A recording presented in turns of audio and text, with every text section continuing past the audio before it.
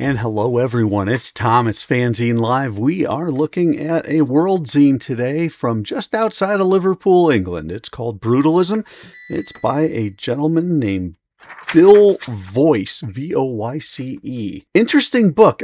I don't usually do architecture books. I enjoy architecture. I love going and visiting cities and seeing different styles of buildings and construction, but I haven't had the opportunity to look at zines about architecture. And today we get to do one. In a very quick nutshell, Brutalism was a probably 1970s-ish form of architecture, very heavily involved with concrete construction, steel, big bulky shapes. That's the kind of the brutal element of it. It had its moment, and like all architectural styles and fads, the moment's come and gone. But we're going to look at this. We'll start by looking at the zine itself. It's saddle stitched. I didn't check the page count, but it's not very high. It's probably somewhere in the 15 or in the 16 range. It is a black cover, white interior, and this is where it gets kind of interesting from a construction point of view. The black is a black kind of light cardstock. It's a little bigger, as you can see, than the interior pages. So the interior pages look smaller, almost like what you would see in a hardcover book where you have that little edge around the end of your book. But also these pieces here, this My Favorite Brutalist Buildings with my personal creative manifesto, and then the cover itself, these are cutouts. These are cutouts and they are glued down. And I find that really interesting as a way to do your cover. I think that's pretty cool. In addition, he puts in end papers. And it's just a single page of, I don't know, I don't think it's linen, but it's a kind of a stationary grade cream mottled paper here. Looks really nice. And again, I haven't seen zines done like this. So what he's doing, if I'm reading it right, is he's taking the constructs of a hardcover book and applying it to a zine. Nice cardstock cover, end papers, cover being larger to protect the inside pages. It's a neat touch. Now we're going to look at the inside. In the inside, well, let's just find out. It is 12 pages on the inside. The zine is designed like a book. By that I mean you've got headers, you've got page footers, you've got basic type. In this case, it looks to be a Helvetica or something of the sort. Look at the pages. I mean, this looks like a book. It is not a comic. It's not a multimedia zine or anything like that. And it's a good use of the zine format. All photocopied, which surely brings the cost more into line with what one could deliver for a 12-page zine. And here's his opening lines. I'll throw this in for you. When I was a child, I thought the world was supposed to be smooth, rounded, and full of pastel-colored houses that looked as if they had been plucked from a children's picture books. Then I visited my grandparents in Birmingham, and the city handed me a slab of concrete the size of a small moon. The slab went by the dignified name Brutalism, and more specifically, it arrived in the guise of 4 unmistakable landmarks: the Birmingham Bull Ring, later London's Barbican, Trellick, and Balfron Towers, to name a few. Got our roadmap here. We've got our 4 brutalist elements, a little bit of a background at how the city of Birmingham has a fair bit of brutalist architecture.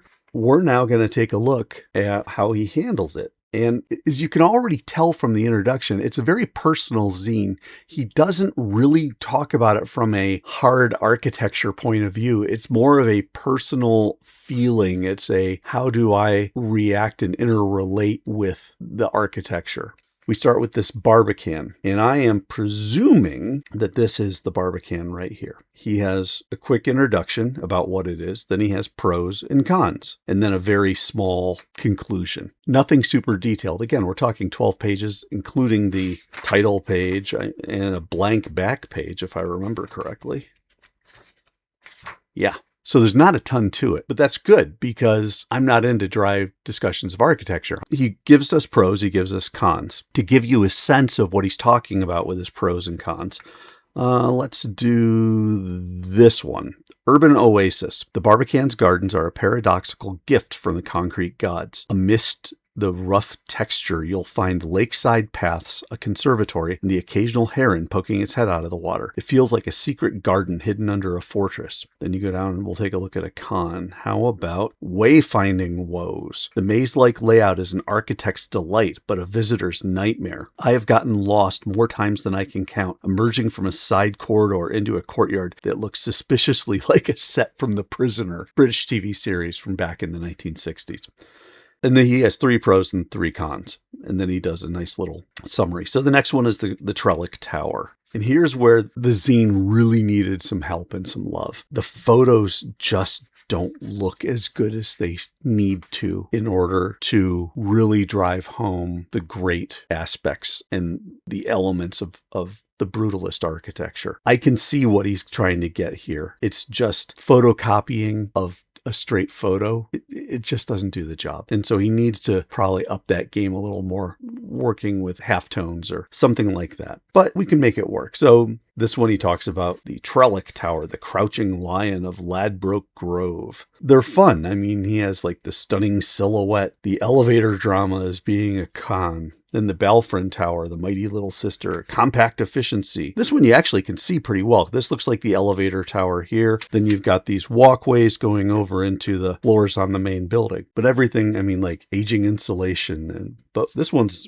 a well-positioned one as well. I can't tell. I think this is supposed to be a map of sort. Looks like a brick wall. Looks like a piece of concrete architecture imprinted on the wall. But it's a fascinating look. I'd love to see a better picture of the whole thing because that one is really interesting. But it's a retail and social area. You know, it's a mall. Birmingham Bullring. That's the name of the mall. The mall that grew up to be a sculpture. He talks about how there's overwhelming scale and concrete fatigue. There is a lot of concrete fatigue when you're looking in Brutalism.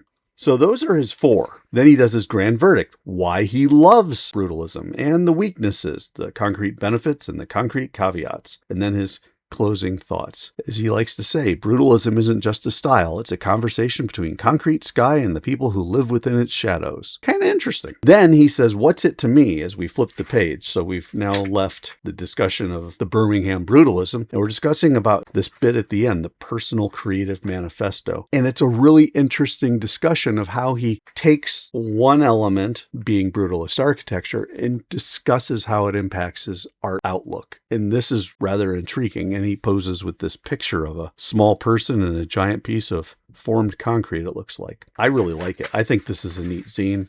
I think Bill did a great job. And in fact, I am thrilled to tell everybody that if you want a copy of Brutalism for yourself, all you need to do is leave a comment and you will be entered in a chance to win a free copy of this. I'm going to look at the comments after 7 days post the posting of this video, and I will throw all the names of the people who have left comments about the zine, about the brutalist architecture style, about Brutalism in Birmingham, England, anything you want to talk about with regard to this zine. As long as you post a comment, I will enter you to win a free copy of this because Bill was kind enough to send me a second copy that I could share. So that's how we're going to do it. So yes, you can win a free copy of Brutalism. Just leave a comment. But while you're at it, perhaps you might also want to like the video, subscribe to FANzine Live, and tell your friends, because who knows, maybe they'd be interested in a free copy of Brutalism by Bill Voice. Also, where else do you really see discussions of architecture zines? I haven't seen any. Yeah. Anyway, thank you so much for watching. This is Tom. This is FANzine Live. So glad you joined us, and I will catch you next time.